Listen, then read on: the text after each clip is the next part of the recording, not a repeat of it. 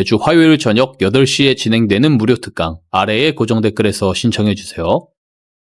데일리 경제TV 시청자 여러분 반갑습니다. 박성재 차장입니다. 지금 여러분들과 함께 살펴볼 종목은 현대차를 다시 한번 가지고 나왔어요.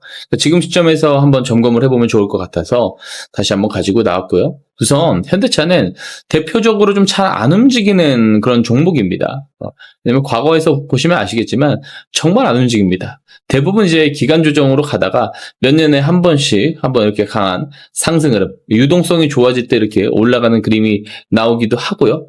실적이 또 한번 가파르게 좀 상승하는 그런 구간들, 그런 구간에서 한 번씩 상승 탄력이 붙어주긴 하지만 일반적으로는 잘 안 움직이는 어떤 그런 주가 흐름에 갇혀 있는 그런 경향이 있습니다. 근데 최근에는 그전에 나온 적 없었던 어떤 강한 상승 흐름이 나왔단 말이에요.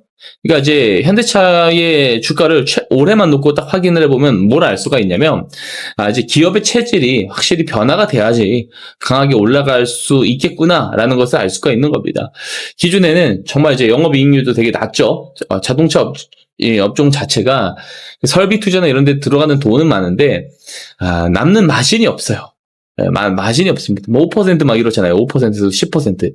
그러다 보니까 사실 기존의 이 자동차 제조업에서 기업이 이제 피지컬 AI 쪽으로 이게 좀 체질이 되고 리레이팅이 되는 게 매우 중요하다고 볼 수 있습니다.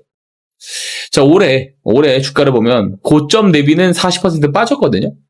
근데 여전히 연간으로 보게 되면 올랐습니다. 지금 연봉을 한번 차트를 보게 되면 지금 보세요. 50% 넘게 오른 상황이죠. 여전히 최근에는 많이 빠졌지만 올해만 놓고 보면은 확실히 강하게 조금 올라간 그림이 보여졌습니다. 최근에 보세요. 한 10년, 20년 동안 보여준 적이 없었던 강한 상승 흐름이 어쨌든 올해 등장을 했다라는 거예요. 그러면 현대차는 뭔가 좀 변화의 시도가 나오고 있구나라는 것을 알 수가 있는 거죠. 가격 흐름만 보더라도. 자, 최근 3개월 동안의 그 상관관계 데이터, 양의 상관관계 데이터를 한번 보게 되면요. 보시면 로보틱스 이름들이 꽤 많이 보입니다. 로보틱스, 특히 이제 현대 무벡스 이런 기업도 보이는데, 즉, 이 주가 흐름 자체가 이 아틀라스 로봇 이슈 때문에 사실 최근 이렇게 올라갔다라고 보시면 되는 거거든요. 근데 올라갔다가 당장 뭐가 안 지켜요? 숫자가 안 지키죠. 당장은 여기 안 나와요. 넘버가 안 나오다 보니까 당장 숫자가 잘 나오는 쪽이 지금 어디예요? 반도체잖아요. 반도체. 그래서 반도체 쪽에 대한 쏠림 현상이 나오면서 기존의 어떤 기대감에서 사가지고 이렇게 올랐을 때 들어온 투자자들이 팔고 넘어가는 과정에서, 반도체로 넘어가는 과정에서 이게 낙폭이 커지고 있다는 것으로 보시면 될 것 같습니다. 자, 지금 현대차 주가가 50만 원 넘게 50만 원을 깨고 내려갔어요. 그럼에도 지금 약세가 유지 중입니다. 50만 원에서 추가적으로 10%가 더 빠진 상황이죠. 자, 하지만 그래도 이 멀티플 상향을 줄 수 있는, 즉 기업의 체질 변화의 조짐이 보이면 어쨌든 강하게 올라갈 수 있다. 현대차도 몇십 년 동안 그러지 못했지만 이번에는 그런 것들이 보인다. 여기 어쨌든 긍정적인 강한 변화 중에 하나라고 저는 생각을 합니다. 자, 그럼 향후 피지컬 AI 기업으로 이 전환되는 속도에 우리가 주목을 할 필요가 있는 거예요. 현대차 주가를 앞으로 보려고 한다면. 그죠? 자, 우선 하나씩 내용을 짚고 가보겠습니다. 첫 번째 내용은 실적입니다. 실적. 이번 2분기 실적이 다소 부진할 수 있을 것이다. 감소가 전망이 된다라는 이런 내용이 있어요. 상반기 내수 시장에서의 이 판매량 감소랑, 그리고 일시적으로 뭐가 있었죠? 공장 가동률이 떨어졌습니다. 그죠? 왜 그러냐면 협력사의 이 화재 문제 때문에 생산에 차질이 생긴 거예요. 그로 인해서 공장 가동률이 떨어진 거고, 이게 뭐가 발생하는 거예요? 수출, 즉 판매 총량이 문제가 생긴 게 된 거죠. 근데 여러분들 이거를 보시려면 이건 무슨 요인이에요? 일시적 요인이잖아요. 구조적 요인이 아닙니다. 구조적으로 뭐 실적이 꺾이는 이런 내용이 아니에요. 일시적 요인이죠. 자, 그래서 이런 일시적 요인으로 인해서는 한 번씩 주가가 출렁일 수는 있는데, 최근에 그 반도체 쪽의 수급 쏠림 때문에 많은 투자자들이 팔고 나가면서 주가가 떨어지면서 같이 이미 다 반영이 됐다라고 볼 수 있죠. 그럼 이제 뭐가 기대가 되는 거예요? 이 부분은. 그렇죠?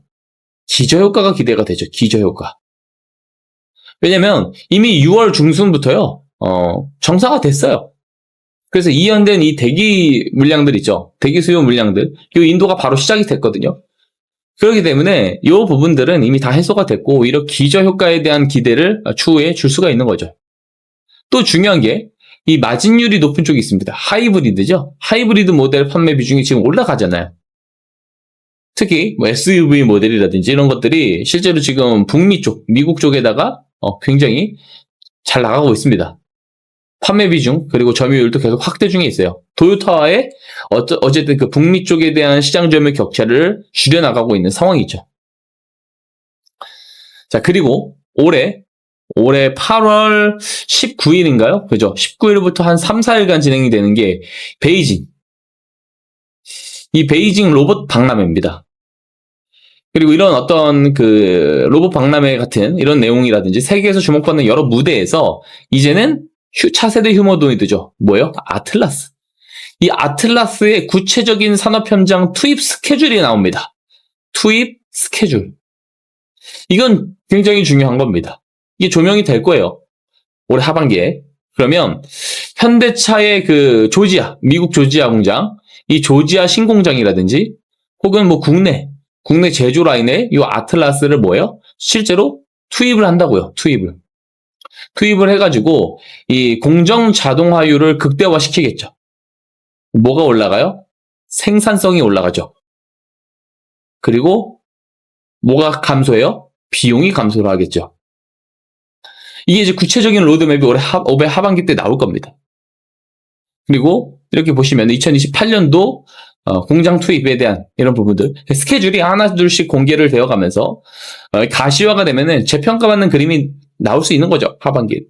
그래서 저는 이 현대차가 리레이팅 되는 것은 분명한 사실인데 이 속도적인 측면에서는 다소 가파르기보다는 좀 점진적으로 이루어질 가능성이 있다라고 이야기를 드리고 있습니다. 그리고 시장에서는 수급적인 요인이 아직 남아 있습니다. 반도체는 워낙 숫자가 잘 나오잖아요. 근데 아직 현대차는 물론 이런 그 자동차 쪽 본업에 대한 어떤 기저효과나 이런 것들은 기대해 볼 수가 있지만 실질적으로 뭐 아틀라스라든지 그죠? 자율주행이라든지 여기서의 어쨌든 그런 이익이 지금 당장 숫자로 나오는 부분들은 아니죠. 그래서 점진적으로 이루어질 거라고 생각을 합니다. 자, 최근에 매매 동향을 보면 기관들이 유의미하게 담기 시작한 부분들을 볼 수가 있어요. 이거는 되게 저는 긍정적인 부분이라고 생각을 합니다. 근데 기관 외국인들이 담기 시작한 요 시점이 언제예요?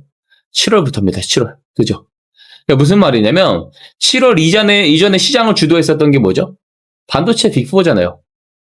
그죠? 근데 얘네들이 약세를 보이기 시작한 건 또 언제예요? 7월 초죠. 즉 뭐예요? 리밸런싱.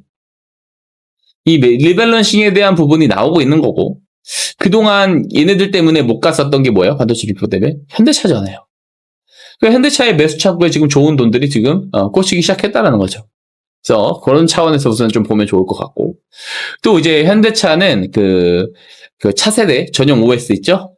이거를 이제 또 이제 중앙 집중력 아키텍처를 탑재한 ESDV 이 기술에 대한 실증 차량인 페이스카를 그 하반기 때 3분기죠? 3분기 때 시범 운행도 하고 일부 레이아웃이 공개가 된다라고 합니다. 그리고 이 스마트폰처럼 이 OTA 요게 되게 중요하거든요.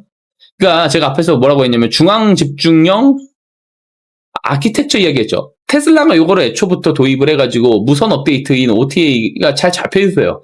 테슬라 같은 경우는 자동차를 그동안 초기 모델부터 쭉쭉쭉쭉 뿌려놨잖아요. 걔네들이 주행 데이터를 학습하고 그 데이터를 기반으로 해가지고 OTA 무선 업그레이드를 할 수 있다고요. 그죠? 근데 현대차는 이게 안 됐습니다.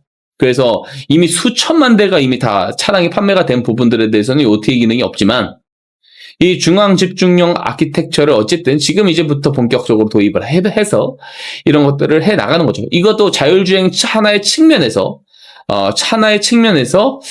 굉장히 좋은 어떤 이제 피지컬 AI 기업으로서의 또 한 측면으로 해석을 할 수 있는데 이게 중요한 게 뭐냐면 요게 되면은 뭐가 되냐면 구독형 모델이 됩니다. 수익이. 왜냐면 이 업그레이드를 해야 될 거 아니에요. 차량이. 계속 주행 데이터가 업데이트가 되면 업그레이드를 하는 이거를 받으려면 구독을 해야 되겠죠. 구독 모델은 기존의 자동차는 제조해서 판매하면 마진이 5에서 10%밖에 안 된댔죠. 근데 구독 모델로 가면 마진이 고마진이에요. 즉, 이 마진율 자체도 올라가게 되죠. 즉, 이 자동차 제조업이라는 이 틀을 깨가는 그런 과정으로 성장해 갈 것이다라는 기대가 있어요. 로봇에다가 자율주행을 더한 피지컬 AI 기업이 되어가는 거죠. 그러면, 우리가 항상 이야기하는 현대차의 그 삼전 하이닉스도 마찬가지인데, 이 메모리 반도체 기업들도 마찬가지로 그동안은 이 시클리컬 비즈니스다 보니까, 워낙에 이 PER 밸류를 좋게 못 받았어요. 현대차도 마찬가지죠. 과거에는 뭐 6배, 5배, 6배 받던 게 일상적이었는데 지금은 좀 올라왔다 쳐도 도요타 정도 넘는 수준이 된 거고, 앞으로 중요한 게 뭐냐면 이제는 BRD 정도는 그래도 받아야 된다라고 이야기가 나올 수 있는 거예요. 테슬라까지는 아니어도. 그럼 이제 포워드 PER 20배까지는 뭔가 다시 열려야 된다라는 그런 말들이 또 나올 수가 있다라는 거죠. 하반기가 되면. 하반기가 더 좋아요. 상반기보다 내용이. 그러면 적어도 지금 주가보다는 3분기 지나면 조금 더 올라와 있지 않을까요? 신고점까지 못 가더라도. 그런 생각을 우선 해보는 거고요. 현대차에 대해서 제가 여러 자료들을 기반으로 해가지고 더 디테일한 생각과 전략에 대한 부분들을 특강에서 보다 자세하게 이야기를 드려보려고 합니다. 매주 화요일 저녁 8시마다 온라인 특강을 진행하고 있는데요. 이 영상 고정 댓글에 특강 신청 링크 남겨놨으니까 링크 타고 들어오셔서 특강 신청해 주시기 바랍니다. 신청해 주신 모든 분들에게는 특강 당일에 비공개 특강 라이브 영상 안내를 도와드릴 예정이에요. 영상 도움되셨다면 좋아요와 구독 한 번씩 눌러주시고요. 많은 참여 당부드리도록 하겠습니다. 감사합니다.